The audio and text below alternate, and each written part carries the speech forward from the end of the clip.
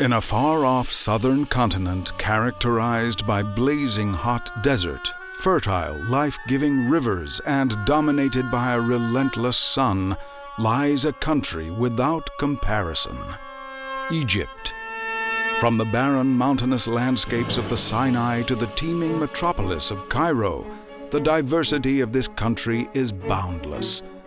With the heartbeat of a vibrant marketplace ruling trade, the giant bazaar's explosive color and variety tantalizes the senses.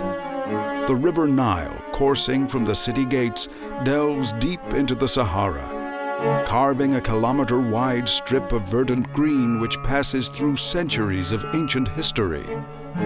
From a tiny rivulet born over 5,000 years ago, there grew an astounding culture, the like of which will never be seen again.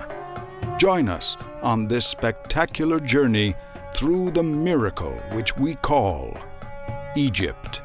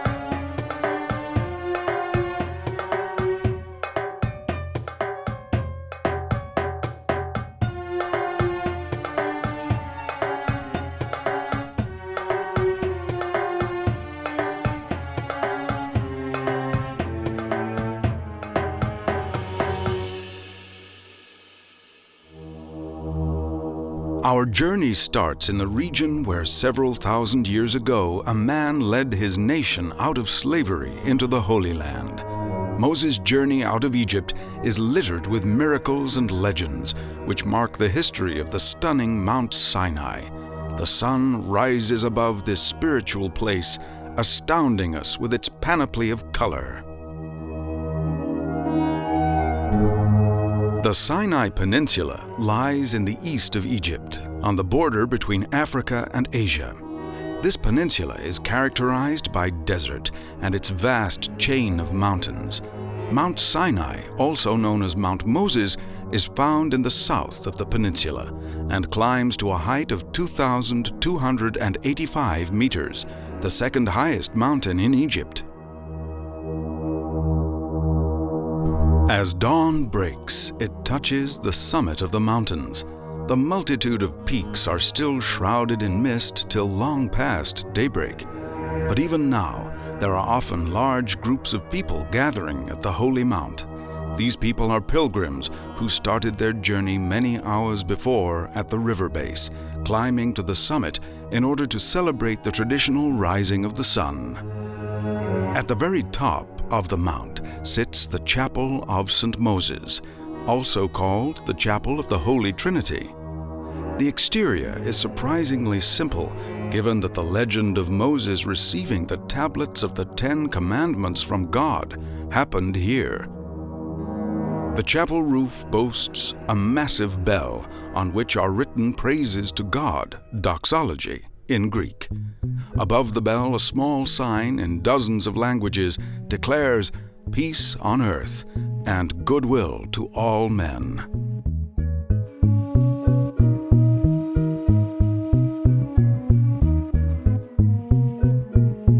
At the foot of the mountain lies one of the oldest Christian abbeys in the world, the Abbey of St. Catherine.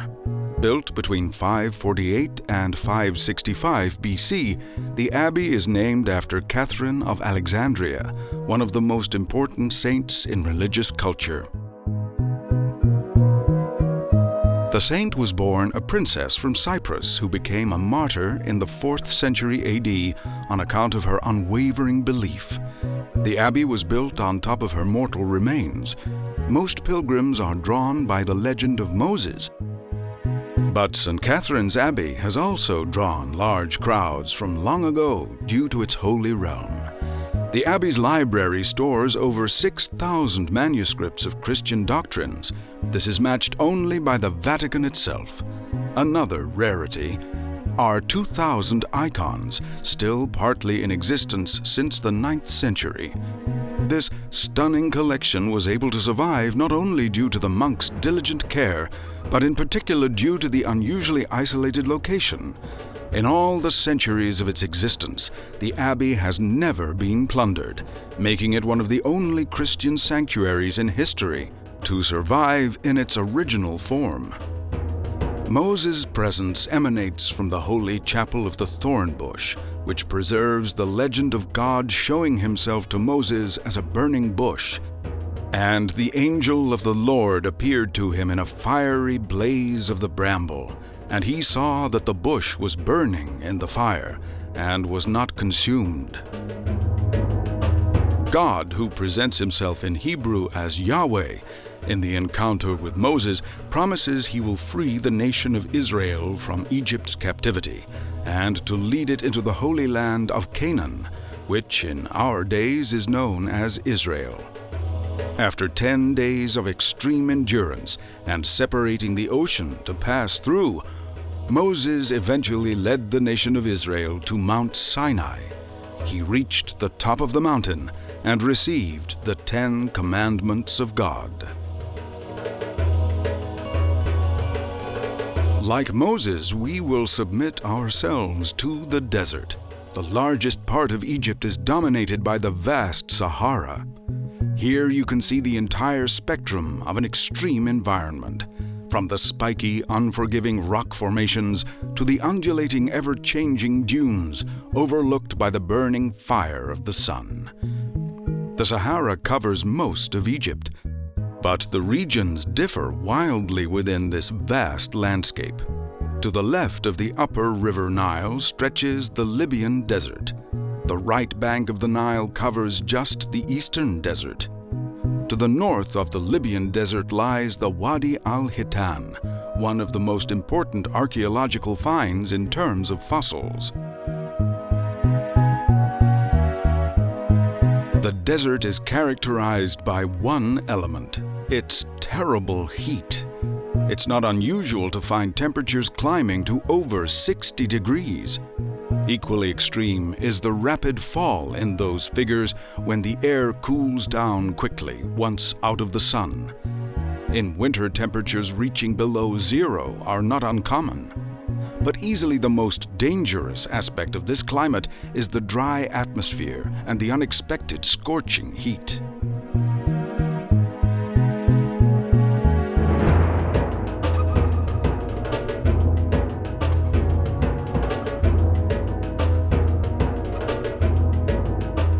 Despite the scarcity of water in this hostile environment, it is still possible to track signs of life in the extreme desert. Crisscrossing the Sahara are dozens of riverbeds, once fed by water but now long since dried out. But as the wadis still carry water when rain falls in the mountains, they still draw clusters of nomads who need to cross the desert. The apparent peace of the wadis is deceptive. With sudden thunderstorms in the mountains, the water levels can rise dramatically, even putting travelers at risk of drowning.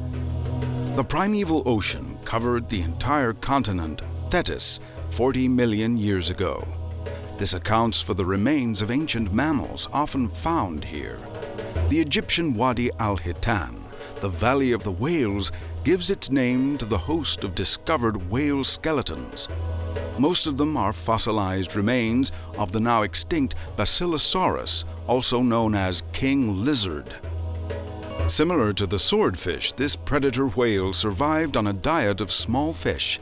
These fossils show the remains of hind legs, which proves the theory that whales are the ancestors of all animal species.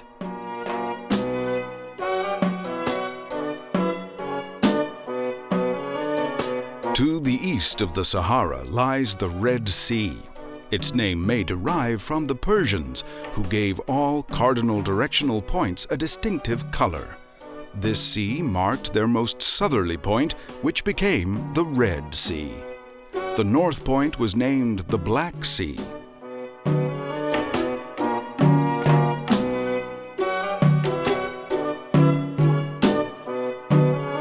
The Red Sea is the only sea which does not have a natural inflowing river. Instead, there's a sea gate in the south which connects to the Indian Ocean.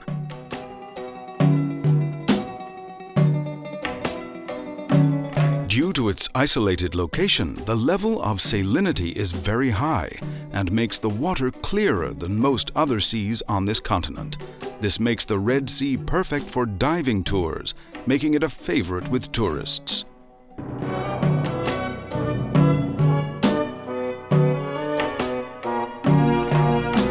In this vast desert landscape, there is some respite in the form of gurgling oases which allow for some life to exist in this wilderness. From the beginning of time, these oases have been vital for the survival of the indigenous desert tribes. From the outside, no more than a small rock pool sheltered by a couple of sparse palm trees, whole cities could survive off the underground water supply hidden beneath the sand. The majority of oases have their source in a deep underground basin stemming from below sea level. The groundwater collects in these pools and comes to the surface as a small lake or stream. A variety of species of plants and trees thrive here, from deciduous trees to palm trees, and typically reed grasses close to the bubbly springs.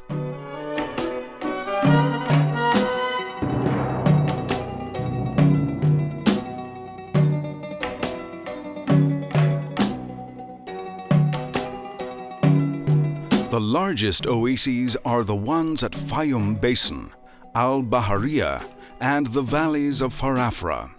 But despite these abundant waterholes, they are insignificant compared to the free-flowing Nile coursing through Egypt in snaking tributaries.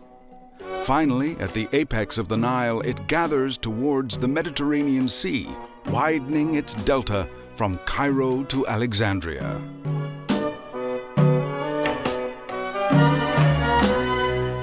Imagine a long journey through the fierce conditions of the desert. Every drop of water would be valued. At last we reach the mighty Nile. This is the longest river on earth and was the life source for ancient Egypt. The Nile begins at the junction where the White and Blue Nile meet at Khartoum. On the fertile banks of the Nile, lush vegetation sprawls 2 to 3 miles wide, creating a green swathe through the desert. Small settlements have grown up around these date palm oases along the entire river. Annual flooding guarantees a prolific fertilization of the soil. The vivid color of the Nile mud gave its name to the ancient Egyptian state, Kekhmet, the Black Land. Since the building of the mighty Aswan Dam, no flooding has breached the banks. For centuries, the Nile was the thoroughfare for fishermen and later merchant ships. Now it is a flourishing tourist route for luxury passenger ships, ferrying tourists from one exotic Nile city to the next, past its breathtaking ruins.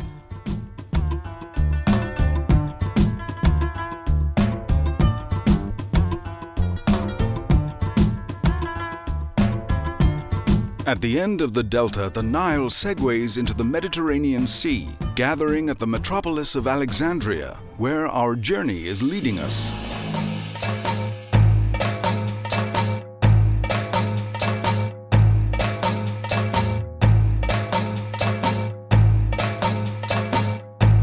Alexandria is located on the Mediterranean coast and is the second biggest city in Egypt after Cairo. In its checkered history, the city's been a royal capital of the successors of the pharaohs and home to 2 impressive buildings, the Lighthouse of Pharos and the impressive Library of Alexandria. Since its foundation, water has played a central part in the city of Alexandria. Today, the harbor is the largest in Egypt and one of the biggest in Africa. The harbor, which was mostly known as a shipping port, became famous outside Egypt due to a huge trawl of artifacts which were salvaged from the docks in recent years. The ships belonging to ancient family businesses carry on regardless of their famous home, carefully navigating through the narrow shipping lanes. On the bank lie more ships waiting to sail or being refurbished. Many vessels from past eras of seafaring are shored up on the strand, whilst new boats are built just a few yards away. A few hundred yards away at the industry harbor of Alexandria, they build container ships destined to travel all over the world. Many of those who have not found employment as dockers are helping to complete the new ships. They often find themselves working on yachts or passenger ferries. Some of the families have worked at the Strand for generations. In the past, the demand for such boats was much higher than now. This is due to the recent Egyptian rejection of Western intervention, which has made the once booming tourist industry collapse once again.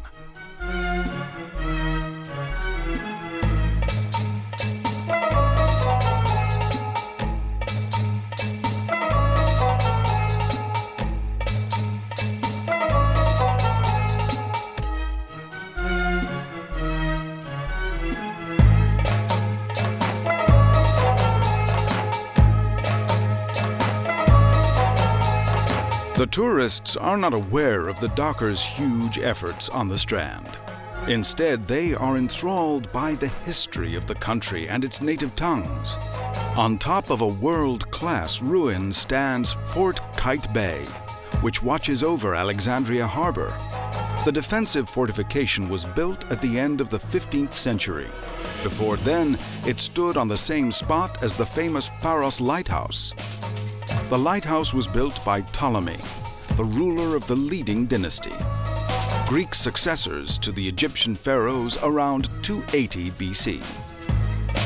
After withstanding centuries of earthquakes, the lighthouse finally collapsed and left behind just its ruins. The stones were eventually reused to build the fortress.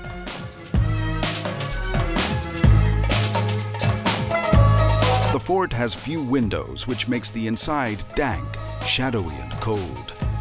The high, thick walls are supported by a complicated system of semicircular arches and vaults.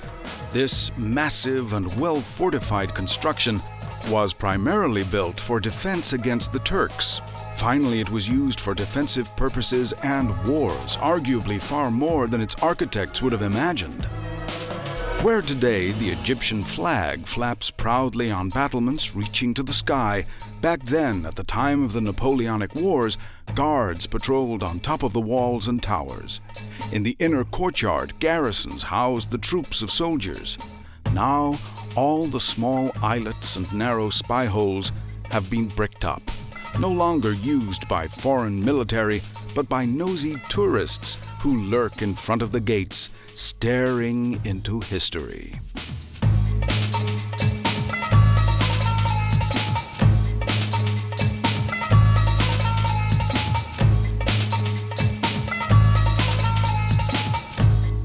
Rising along the Mediterranean coastline is the silhouette of Alexandria.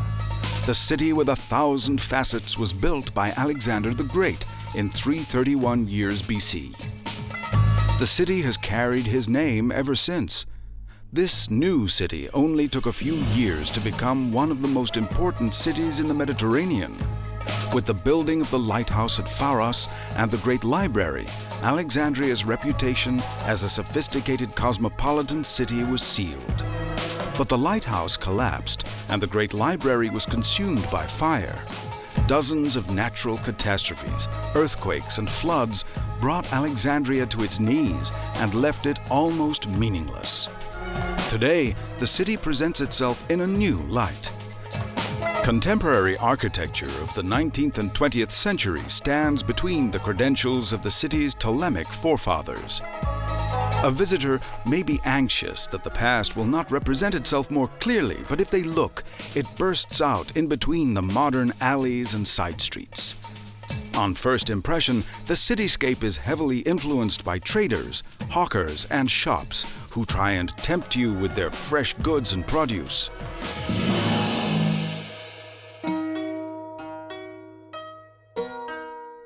Away from the trading district, you'll find all kinds of small parks, carousels, and minor fortifications for your amusement. A touring fun fair is setting up in this part of the town. As soon as it opens, all the kids are excited and storm into the new playground eager to grab the toys.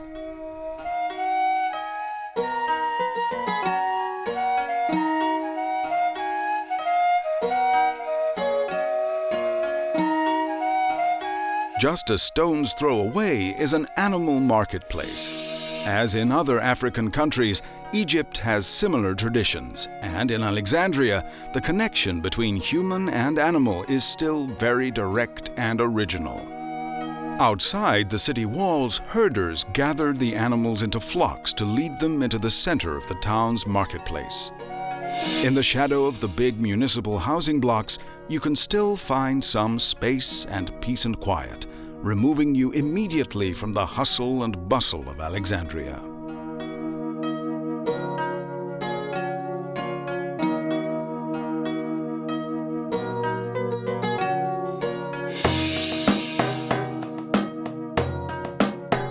Rising 150 feet into the air is the Pillar of Pompeii.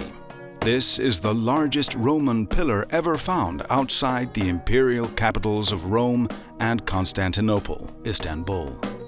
Besides this heirloom of Roman history are the Sphinxes, part of the incredible Egyptian legacy. The pillar's name goes back to the commander Gnaeus Pompeius Magnus, despite it actually being built in honor of the Roman emperor, Diocletian.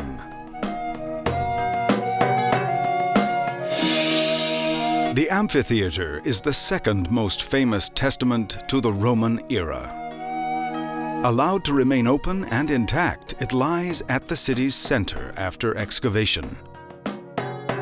It is one of the rare amphitheaters which sustained the semicircular form.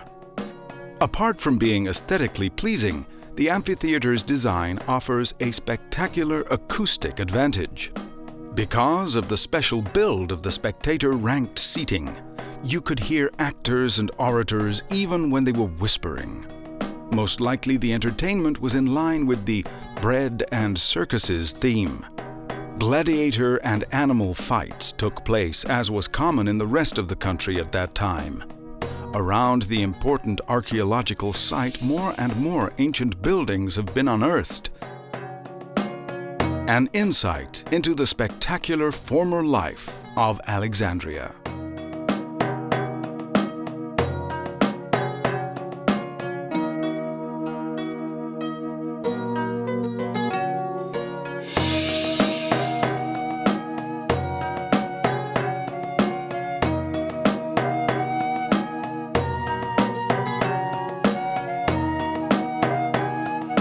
Another place here that attracts many people but has nothing to do with the Romans is the Montaza Palace.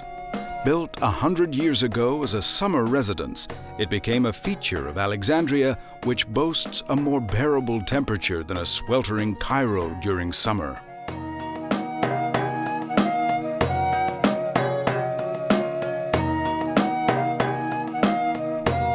The architecture of the palace is out of line with the classic Egyptian style. Instead, there is more of a Moorish and Florentine influence, which gives the building rather more of a Mediterranean character. The grand palace, with its fences and lack of crowds, may give the impression that it is closed to the public. In fact, the Montaza Palace has been open to visitors for many years. It offers tourists a wonderful tour, and because of its walls, a breathtaking view from the top ledges of its rising tower. Today, the grounds and gardens of the palace are enjoyed as picnic areas for the lucky inhabitants of Alexandria.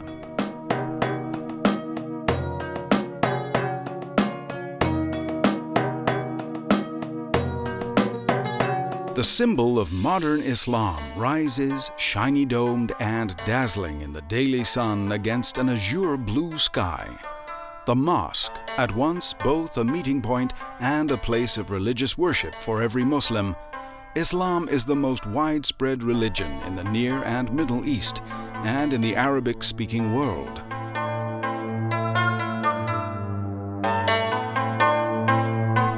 For years, Egypt was part of the Christian tradition, but has been Islamic for centuries now. Islam has already overcome all geographic borders and influences our day-to-day life in many ways. We can see just in the face of the beautiful cupolas and minarets of the mosque the true impression of Islam. In the beginning of the 7th century, followers across the ancient world declared the Prophet Muhammad the messenger of Allah and founder of the religion of Islam.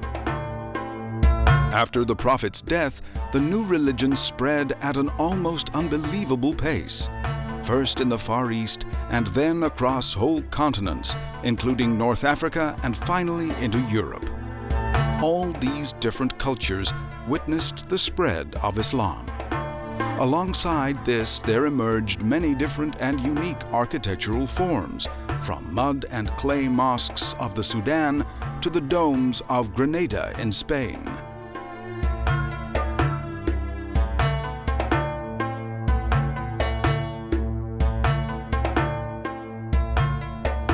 Despite their different forms, whatever a mosque appears like on the outside, they all have one thing in common: the minaret. 5 times a day, this tower is climbed by the muezzin. He calls all the believers out to prayer. In addition to the more typical minarets, which carry a pitched roof, you may also see more exotic ones. For example, minarets with staircases on the outside. This type goes back to the Samarra Mosque in Iraq. Just as all mosques have a minaret, likewise the large open space, an internal courtyard, belongs to every mosque. Generally, there is a fountain built in every space which serves the daily ritual of washing. Before every prayer, you have to wash face, hands, and feet. Because of the fountain's deep religious significance, they often have a generous high roof. In front of the Muhammad Ali Mosque in Cairo stands a fountain, the pavilion of which is especially finely wrought. Inside the mosque lies the most important element of the tradition, the mihrab, the prayer corner. In the Sultan Hassan Mosque, this corner is adorned with the finest marble by the most accomplished builders. The praying corner points in the direction of Mecca and shows the supplicant which direction to pray towards.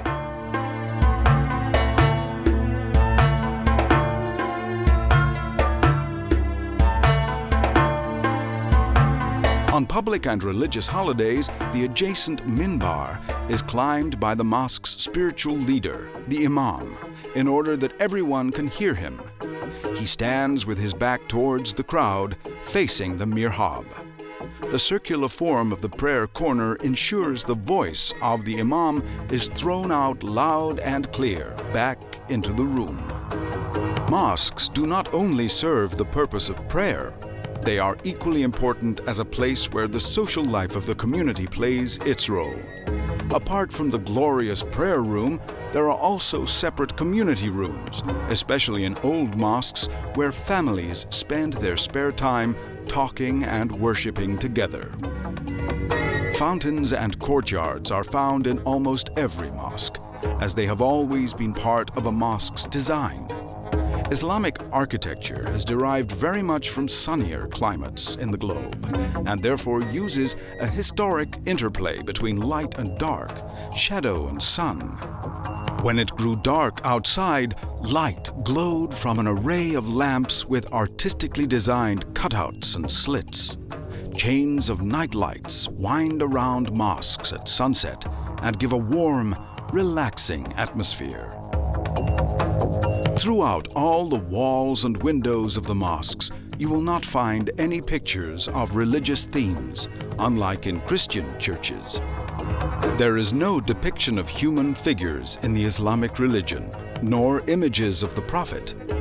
Instead, you find quotations from the Quran and calligrams, sayings, and prayers which decorate the walls of God's house.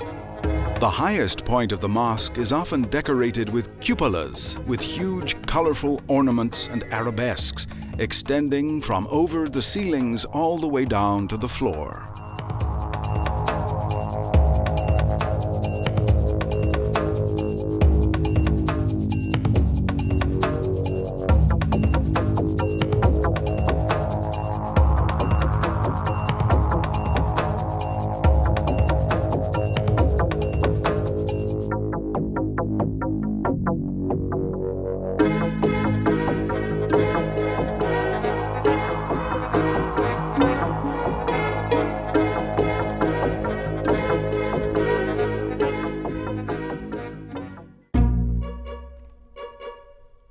Cutting through the narrow, thronging streets like a deep ravine, this passageway runs towards the center of Egypt's capital, passing flats, houses, and buildings from all decades of the past century as it merges into the skyline of Cairo.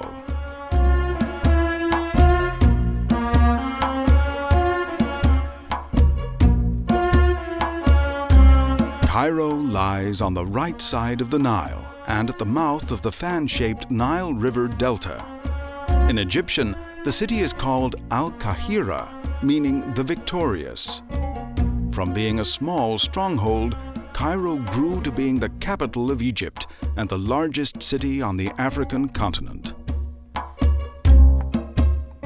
Taking in the magnificent skyline of the city, one can see Cairo's multitude of minarets and mosques, together with the countless tops of skyscrapers. It is a clash between culture, religion, and a modern lifestyle. The Nile crosses the city like a lifeline. Since Cairo's foundation, the river is an absolute necessity. In addition to the water transport, Cairo has wide roads and an infrastructure that guarantees its modernity and prosperity. Hundreds of thousands travel every day from the suburbs and outskirts to the center of the capital. Perhaps due to the vast amount of people commuting in and out of the city, Cairo has developed a very flexible attitude to traffic regulations.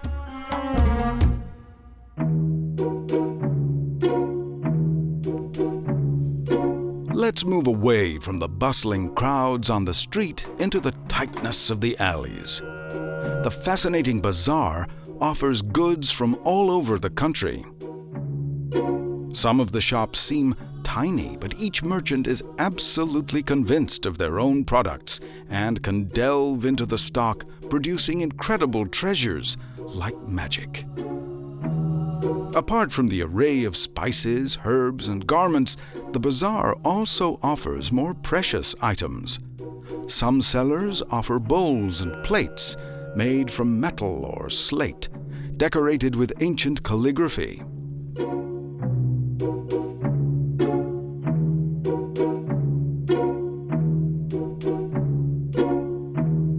Other clever merchants have transformed their stores to make them look like shops on the high street. Fresh produce like meat, fruit, and vegetables are displayed and judged by the critical customers.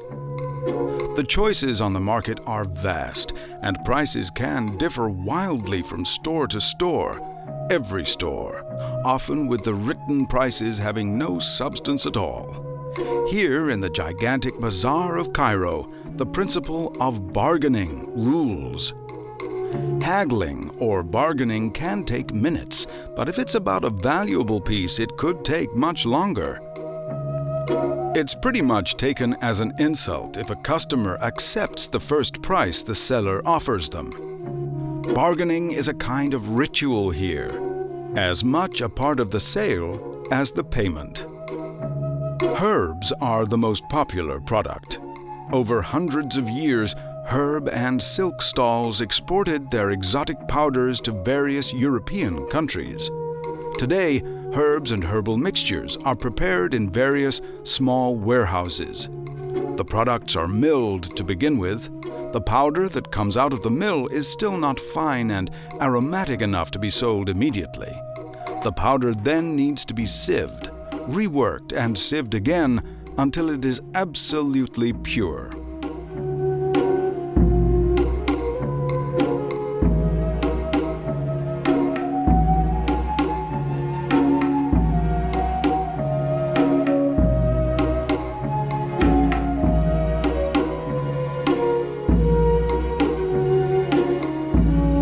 It will then arrive in huge bags at the market.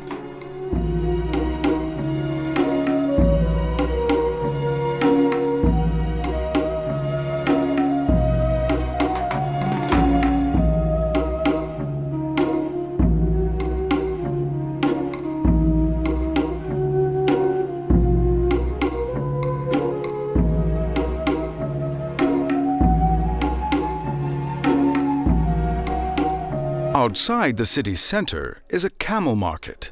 This traditional ancient market was much more important during the time when caravans traveled through the desert. Many caravans started out in Cairo to travel towards Mecca. The route from Cairo was known as the safest for the believers. Although the traditional routes to Mecca are not in use anymore, the camel market still is very busy today. Overseers watch that the camels stay in their places, close to their sellers. There are many traders here too, so no animals are mixed up. The camels are marked with colors. These camels have been bought and are leaving the camel market for their new home.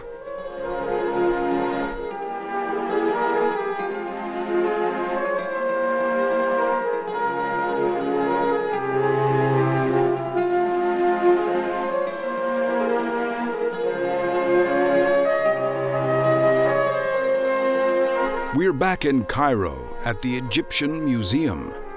It was built in the year 1900 to save the valuable art treasures gleaned from thousands of years of tomb robberies. This museum's collection is considered to be the largest in the world and includes countless artifacts belonging to Egyptian emperors. But not every king of Egypt was a pharaoh.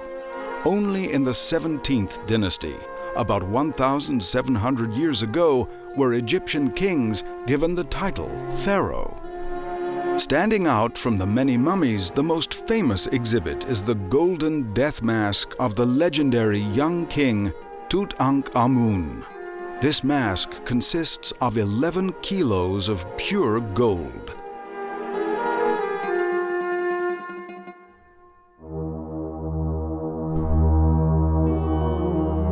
What we know about the kings of ancient Egypt comes mainly from tombs and buildings built by the pharaoh in their honor.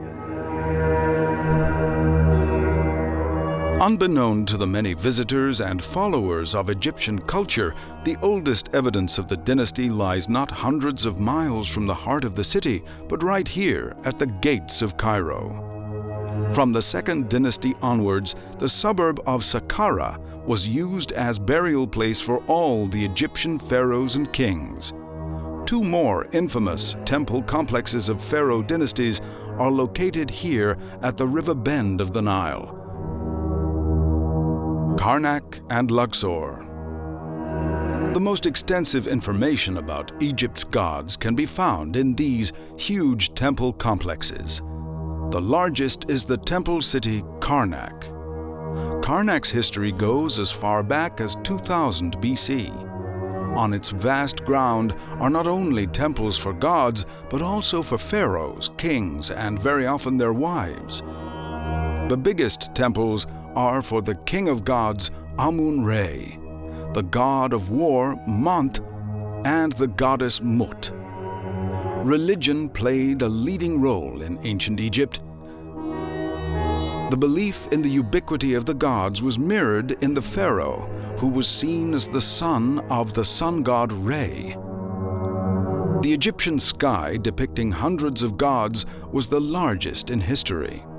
Benevolent gods like the sun god Re and the god of creation Atum stood opposite the gods of destruction like Set, and Apophis. In Karnak is also the largest finished obelisk, standing 90 feet high. Obelisks were seen as the symbol of the rays of the sun god Re, and therefore had huge religious significance. Obelisks were always carved from a single piece of rock, but the finished obelisk could not contain any blemishes or cracks. If a defect was found during the carving, the work was ceased immediately and abandoned. Leading from the temple of Amun used to be an alleyway adorned with countless sphinxes leading up to the legendary temple complex of Luxor. This complex was the annual setting for the Opet festival.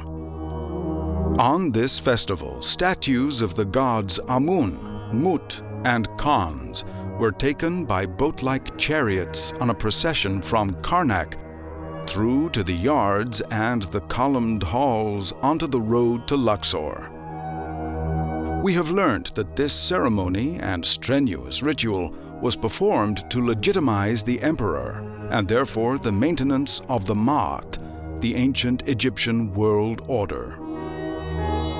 The principal belief of the Egyptian era was that this order could only exist through the pharaoh and his execution of rituals like the Opet festival. This was the only way to prevent chaos and the destruction of their mighty empire.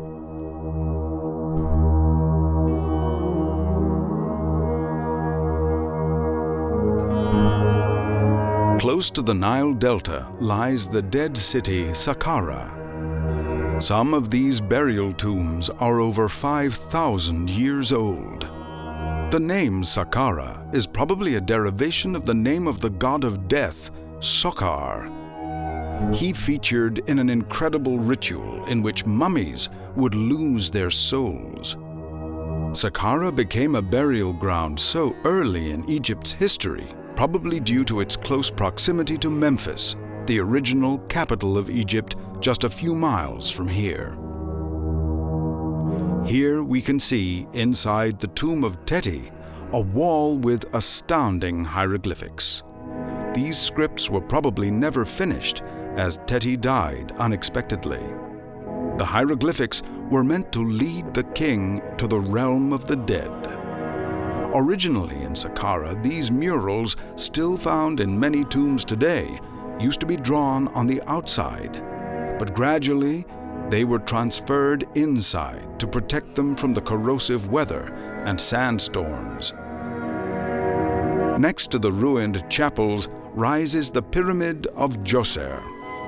It represents the belief of life after death and has suffered the ravages of time. On the highest point over the complex stands the oldest witness to the ancient world. There are about 80 pyramids remaining throughout Egypt.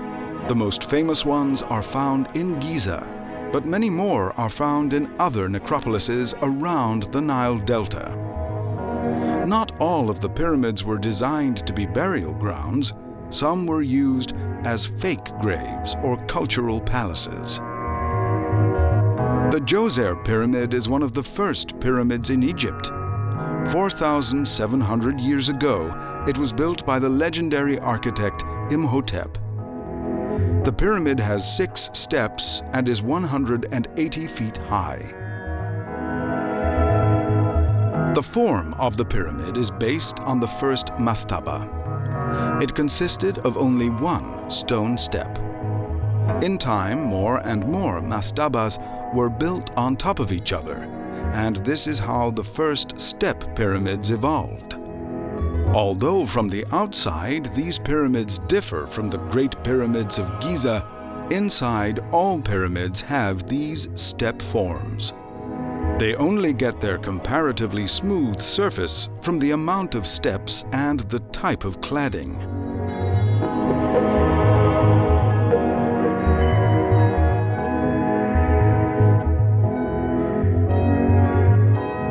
Not all finished pyramids are free from defects. The Meidum Pyramid is barely recognizable as a pyramid. It looks more like a multi-level tower. The visible remains are just the core of the old pyramid. Large parts of this pile of rubble used to be part of this pyramid. The Bend Pyramid is the oldest and also the strangest pyramid found in Egypt. Its most obvious feature is the huge bend halfway up. This may be due to problems with stability during the building phase. The Red Pyramid is also an astounding structure. Like the Bend Pyramid, it was built by King Snofru. As its name indicates, it is characterized by its red coloring. The builders learnt from their experience with the Bend Pyramid and were able to build the Red Pyramid without defect, making it 600 feet high. The most famous and arguably some of the most incredible formations of the Egyptian style are the Pyramids of Giza. They are the only ancient wonders of the world not affected by natural catastrophes. Only a few miles outside Cairo, they are still the most favored destinations for tourists all over the world, as much today as 100 years ago. Here, visitors stand with amazement in front of the pyramids of Merenninos, Khephren, and Cheops. The internal structure of one pyramid could be totally different to another. At the Cheops pyramid, the burial chamber is in the center of the building. Many people claim that the path inside is part of a dark, branched labyrinth, which can only be navigated by the workers who built the pyramid. The curse of the pharaoh is also a legend. This can be said to be confirmed by the empty tomb inside the chamber. Even today, there are many questions surrounding the erection of these stone colossuses. Despite the fact that Egyptians knew of the wheel in their time, all of the heavy stones, often over a ton, were transported without carts or similar transport. The Cheops Pyramid, standing at its 350 feet, is the highest building around. Even though this colossal pyramid seems like a wonder in itself, the real wonder was supposed to have happened during the reign of Cheops. A man named Dedi was brought before the king and was able to reattach the head of a dead goose onto its body, making it live again. As a reward, the magician was promised a life of luxury. Stories like this allow archaeologists to examine the culture, beliefs, and intellect of ancient Egypt.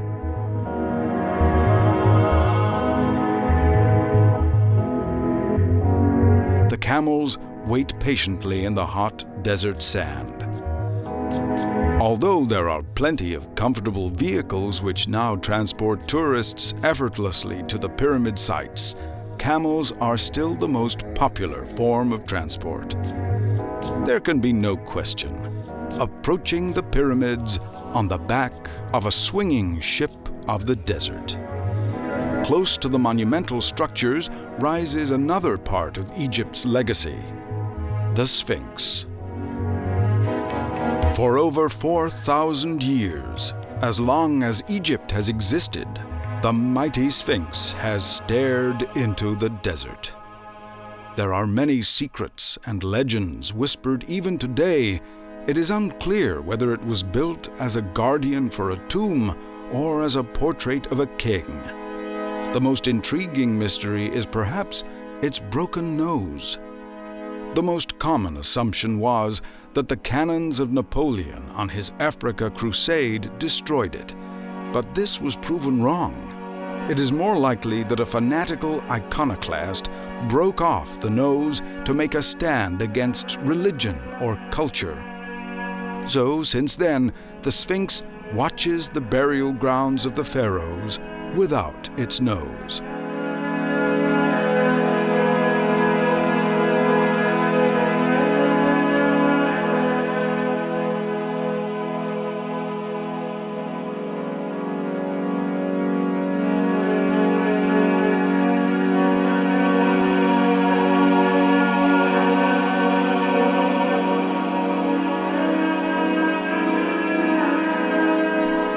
3,000 miles further south of Giza are the temples of Abu Simbel, carved out of stone.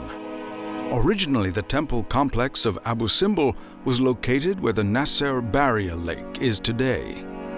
About 50 years ago, the Aswan Barrier Lake was built and threatened to destroy Abu Simbel.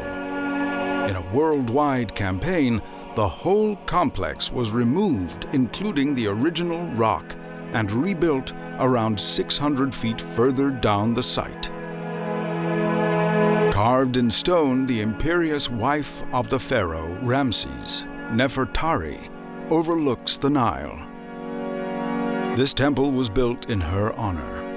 At the entrance are two figures of Ramses II. Both the married couple's statues are the same height. This is a symbol of love from Ramses. Usually, the wife of a king has a lower status than the king himself. The temple is not just dedicated to Nefertari, but also to the goddess Hathor. This is emphasized by the Hathor columns inside the temple, which have the faces of the goddess. The center of Abu Simbel is not the temple of Nefertari, but the great temple of Ramses II.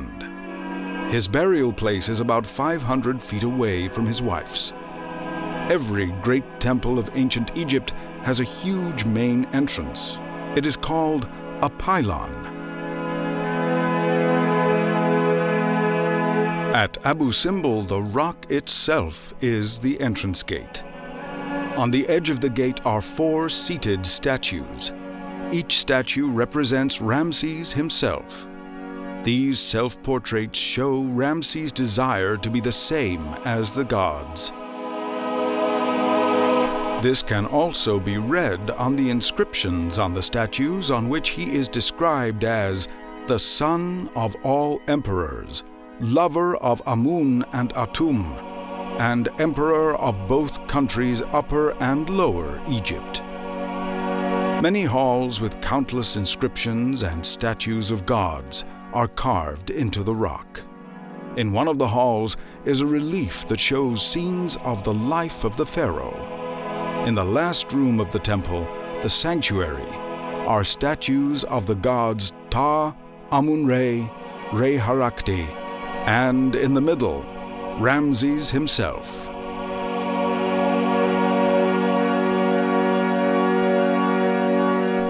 From the amazing temple complex of Abu Simbel, we are now on our way to a valley that some might say is even more legendary. The twin statues of the Memnon Colossus guard the street leading to the tomb of the emperors which bears its name, the Valley of the Kings. Back in time, it is said the statues gave out mysterious sounds at dawn.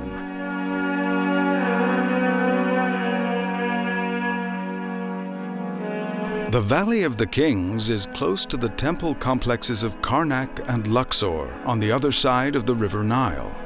As at Saqqara, this valley contains a multitude of tombs of pharaohs and kings lined up next to each other. Surrounded by mountains and hills, the burial grounds are spread right across the vast valley. Next to this, in the south, lies the Valley of the Queens.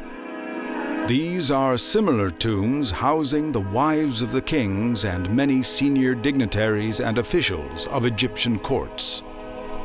Here, the numerous tombs look unimpressive and seem to merge with the desert sand and dunes. These tombs' plain appearance may have been a ruse to deter thieves, because we now know inside these graves were decorations of the highest order. Not far from the Valley of the Queens is the enormous temple dedicated to Hatshepsut. She was one of the few queens of Egypt who reigned by herself. During her dynasty, many innovative ideas were expounded in architecture and design, and her era is characterized by an exceptionally long period of peace. Her temple is architecturally very different to other temples from the same period. Among its outstanding features are the columned halls that replace the traditional mighty entrance gates. Also, these open out onto vast terraces, giving an affable, friendly, open impression, in contrast to the old, dark and tightly constructed temples of the pharaohs. The balcony that leads over 2 floors contains inscriptions about the life of Hatshepsut. In the right wing are drawings depicting the royal birth of the queen. This is therefore called the Birth Hall. In another hall are drawings about an expedition to a wealthy country which has great treasures such as gold, ebony, and myrrh. Like many other burial places, the grave of Hatshepsut wasn't only dedicated to the queen, but also to some gods, which is why there are chapels and temples with murals in honor of the gods Anubis and Hathor. Now we are leaving the death temple of the queen and making our way back to the Valley of the Kings. Despite all precautions, the graves of this infamous valley have been victims of countless grave robbers. And even after detailed explorations and additional digs, the looting decreased only a little. In 1922, the biggest find in the history of the valley was made: the grave of Tutankhamun. Because the entrance of the grave was buried for a long time down a long passage, all the treasures of the pharaoh remained untouched, as well as the legendary golden death mask. The graves of the pharaohs have always fascinated local people. But there are no traces or records of the ancient workers or of ordinary citizens of Egypt, with one exception: the Deir el-Medina, which is a workers' village in the Valley of the Kings. Here there used to live artists and workers who built and painted the graves and artifacts. Many shards have been found between the ruins, often depicting writing called ostraka. These testaments were a sensational source of information about the lives of the ordinary people in ancient Egypt. In the village we have found not only remains of houses, but also of little chapels and graveyards. Sometimes the quality of the mural paintings of these graves can match even the more famous paintings in the graves of the pharaohs themselves. Not far from the Valley of the Kings, there is the Ramesseum. The temple was not always heavily damaged like today. Originally, it looked more like a fortress than a cult site in honor of Ramses II. Now, only a few high walls remain as evidence of the military character of this funerary temple. Similar to the temples of Abu Simbel, there are many statues of Ramses II carved into the rock. Also, part of the grave, there was apparently a holy lake and further outbuildings. But here time has done more damage than to other sites. This can be clearly seen on degraded pillars or on the remains of pharaoh statues.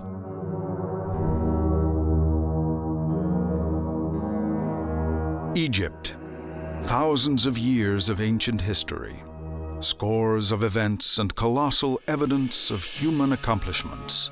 Here are the last wonders of the world, the remaining ruins of a bygone era of the kings of the desert. The lights of the big cities are shining over the same ground where once miles of processing worshippers prostrated themselves before the pharaoh. Now over the land of the pharaohs, over the scorching deserts, mosques, and sprawling metropolises that comprise modern Egypt, the sun finally sets behind the impressive pyramids, leaving us once again reflecting, always in awe.